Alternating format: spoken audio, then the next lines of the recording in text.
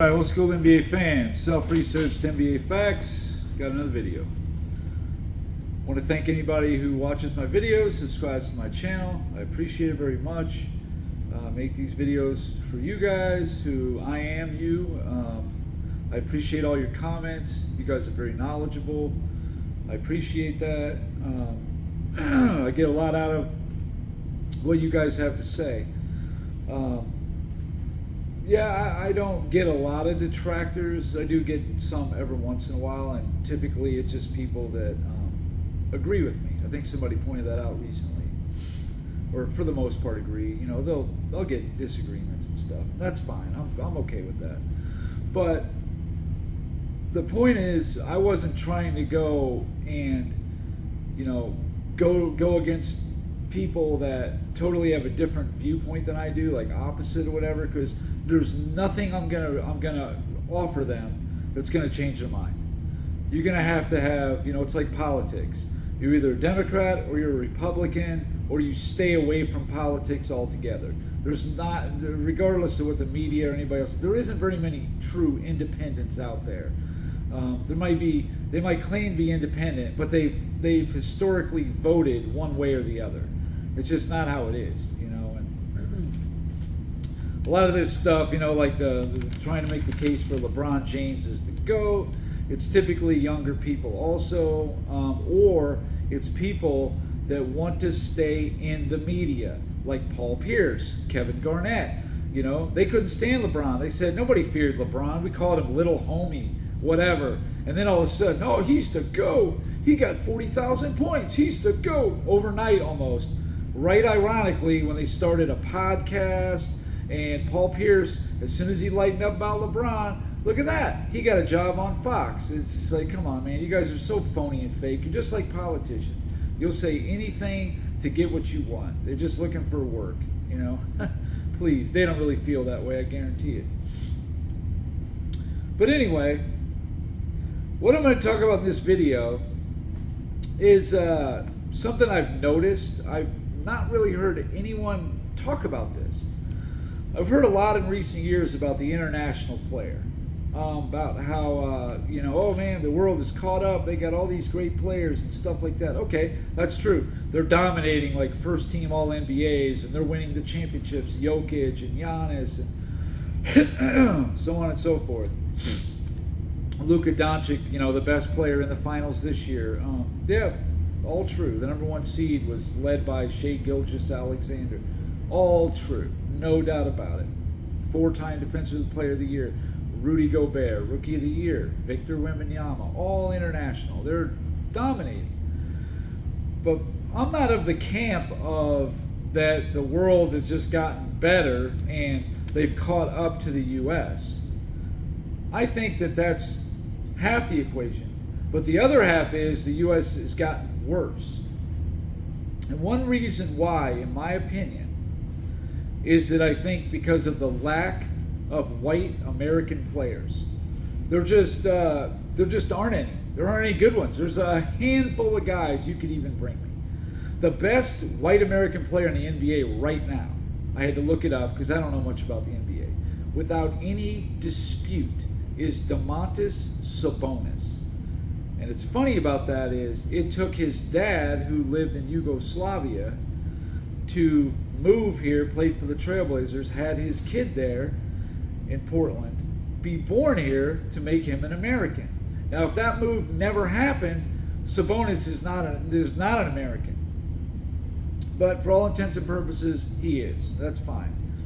Wherever you're born, not necessarily where you're born, but where you grew up. He was born and raised in the United States.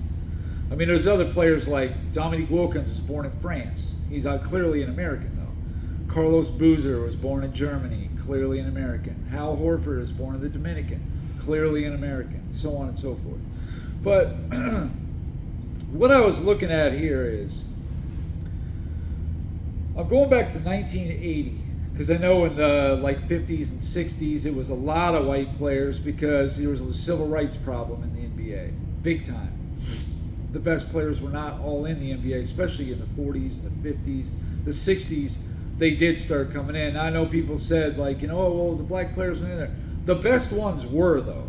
You know, like Russell and Chamberlain and Elgin Baylor and Nate Thurmond and Dave Bing. You know, there's a bunch more. The best ones were in the NBA. It's not like there was, you know, great ones not in the NBA, because if they were great, they would have been in the NBA. But I would say agree that it was only the cream of the crop black players were in the NBA in the you know, late 50s, early 60s. But anyway, starting in 1980, I was looking at what white American, not European. Now, I'm also of the belief that if a player like Luka Doncic, Nikola Jokic, Detlef Schrempf, if they were born in America, they'd be a white American, right? So they're of the same DNA, European DNA. So there's really not much difference other than they're from another country. So why aren't there very many white American players? Well, I think that they just don't play anymore. Or the skills that are valued now, you know, like Markey, Bobby Jones, some of the best defensive players of all time. You know, big white guys, you know, like Bobby Jones is arguably the best defensive player ever. You know, he has 8 first-team all-defenses in the NBA and 2 first-team all-defenses in the ABA. That's 10. Combining ABA and NBA, that's more than anybody ever. His nickname was the Secretary of Defense. Guy was a monster. Anyway, there were some great white players in the NBA. But now, like I said, either they just don't play basketball anymore. I look at college, too. And I don't really watch a lot of basketball in college because the NBA has infected it as well. And I don't see as many white players as I used to either. So in my mind, they're just not playing basketball. They're playing baseball, they're playing football, whatever they're playing, or they just can't get off their phones, which seems to be the case with a lot of young kids today. But it's not like it was at all. Anyway, in 1980, there was 2 players, first-team All-NBA, that were white American players. Larry Bird and Paul Westphal. 1981 through 83, you just had Larry Bird on the first team. In 84, Larry Bird was first team and Jim Paxson was second team. 85 and 86, just Bird, first team. 87, Bird and McHale were first team All-NBA. 88 was Bird first team, John Stockton second team. And then this is when we had a little surge right here. In 89, you had no first teamers. Larry Bird got hurt his back then, or else, you know, he was one of the 3 best players in the league. It was Jordan, Bird, Magic. They were, you know, not close. Those are the 3 best players. Olajuwon probably 4th, I would say. But anyway, second team All-NBA, you had Chris Mullin, Tom Chambers, and John Stockton. Those 3 were all second team All-NBA. Mark Price, third team All-NBA. So of the top 15 players in the league that year, 4 of them were white. That's more than a quarter of the best players.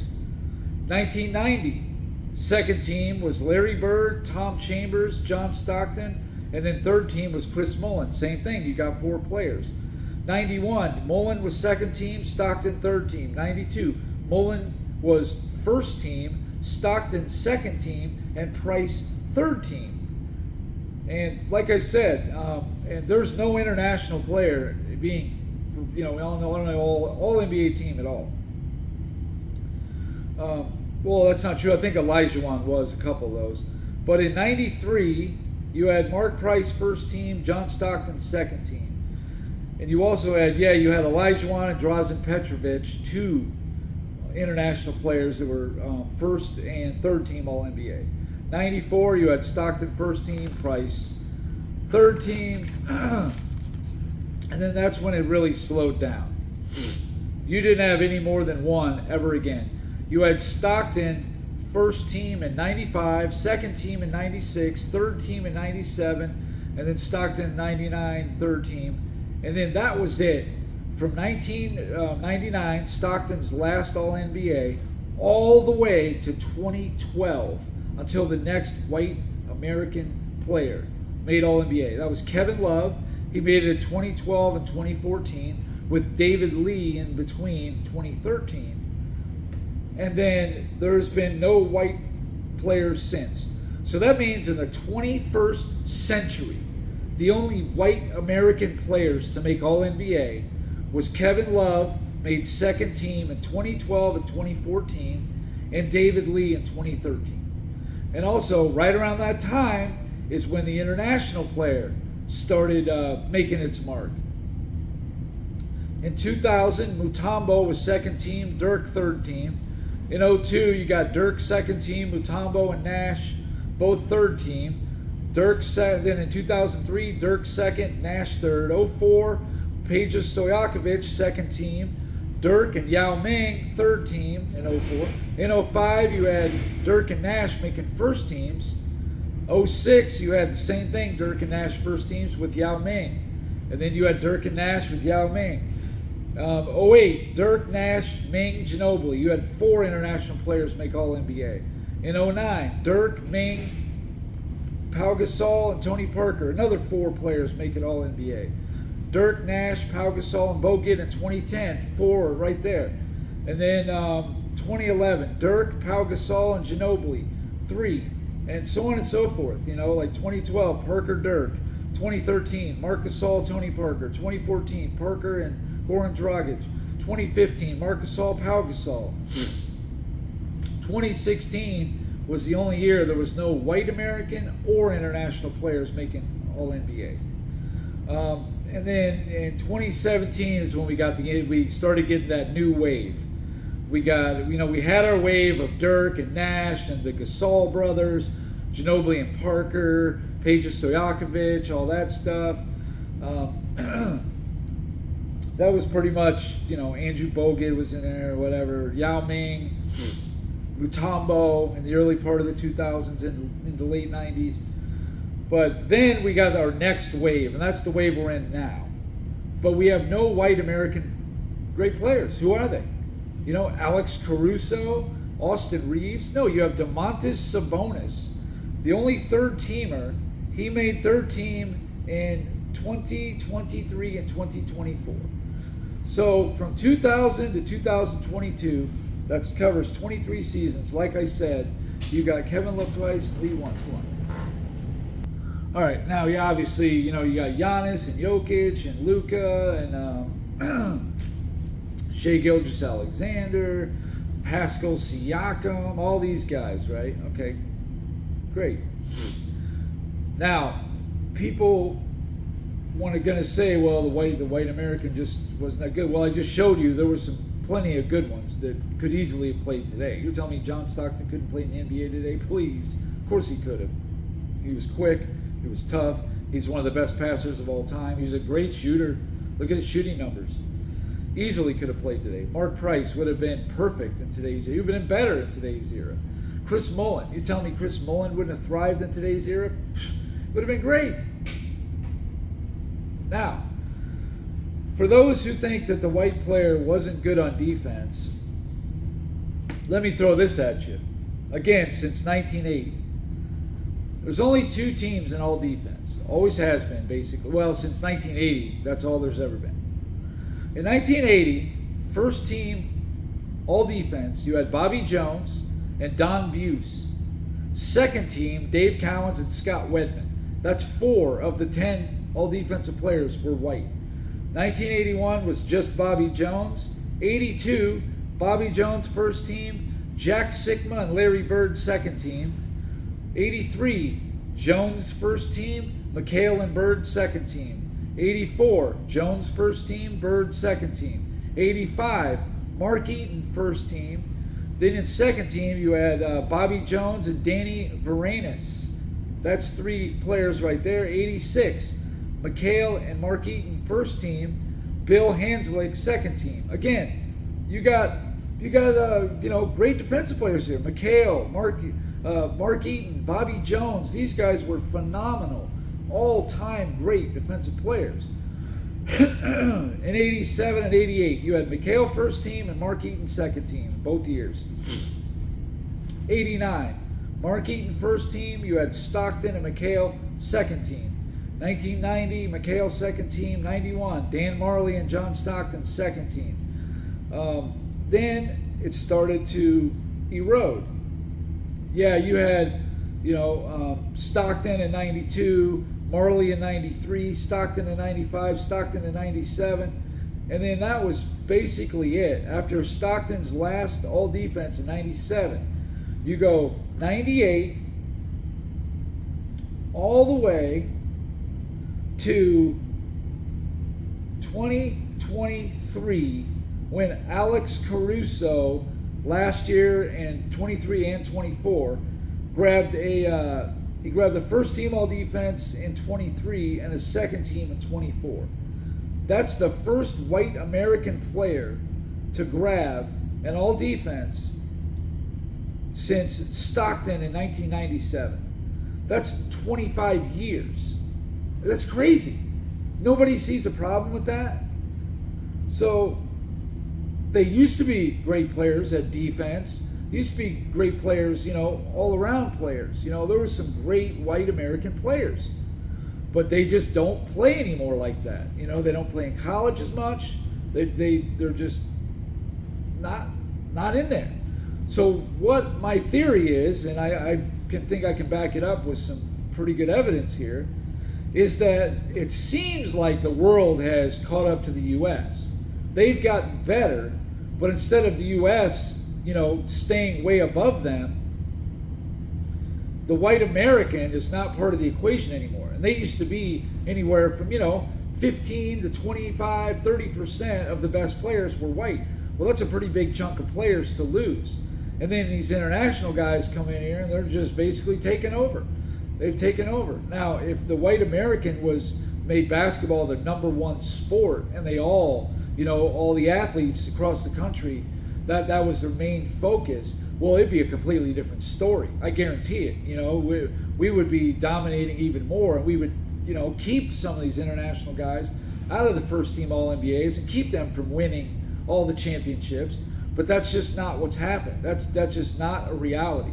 So when people go back to talk about this 2024 Olympic team versus the 92 team, this is where my pushback is. My pushback is there was a bigger player pool in the United States back then than there is now. The world definitely has gotten better, but each country has like one star and the rest are mediocre. I mean, France has Wembanyama and Gobert. Well, Wembanyama's not even in his prime. And I just looked at the online yesterday. Wembanyama didn't even score a single point at halftime. He wasn't even a factor. I don't think Gobert did either. So those guys, they were no factors at all in that game yesterday, at least not in the first half. Maybe they did in the second half, but whatever. But my point is that there were just as many great black players in the early 90s, in 1992, as there is now, if not more. Now, there were more white American good or great players back then, and there are none now. You got like Domantas Sabonis, okay, he made a third-team All-NBA the last 2 years. That's great. He is a good player. But again, the only reason he's a white American is because his dad moved from Yugoslavia to here. Which is fine, whatever. And then the other one is Alex Caruso. He made 2 all defenses the last 2 years. I mean, he's a solid player. I don't know about a great player, but solid. But that's about it. I mean, who else can you name? Austin Reeves? Who else you got? There's just no really good white American players out there. I mean, what is that guy Hauser on Boston, like the 8th or 9th guy in the depth chart? I mean, who you got? I can't think of any, but I don't watch the NBA that closely.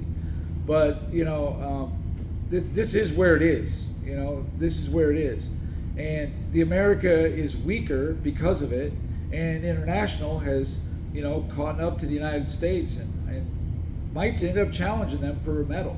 Now, if all these players that were on all the different countries were on the same country, yeah, they would dominate the United States. There's no doubt about it. Like Luka Doncic and Nikola Jokic, Shai Gilgeous-Alexander, Giannis.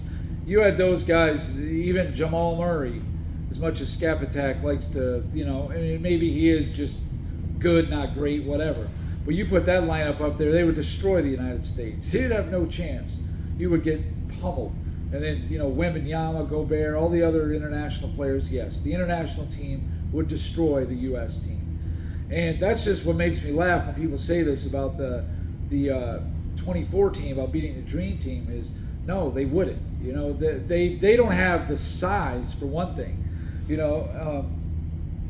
And like I said, the talent pool, the United States could have drawn from another dozen. They could have made a second team in '92, like Dream Team B, and it would have been a very potent one. It would have probably won the gold back then for sure. But I mean, there's a really good squad you could have had. So anyway, that's it for this video. I just didn't know if anybody realized the white American player is out of the equation for whatever reason. My guess is that they just don't play basketball anymore because maybe the style. Maybe you need to be more athletic now because defense isn't really part of it. Guys like Bobby Jones and Mark Eaton and Kevin McHale, guys who feasted in the post, was a big part of the game back then.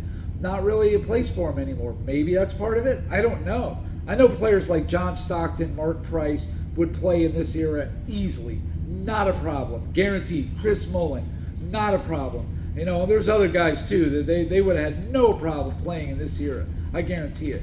Like, Jason Williams. Remember him on the Kings? He was never a great player, but, he was decent and, good passer, whatever. Yeah, he probably could have played in today's era, even though that guy says some crazy, outlandish stuff. I mean, you're telling me Tom Chambers couldn't play in this era?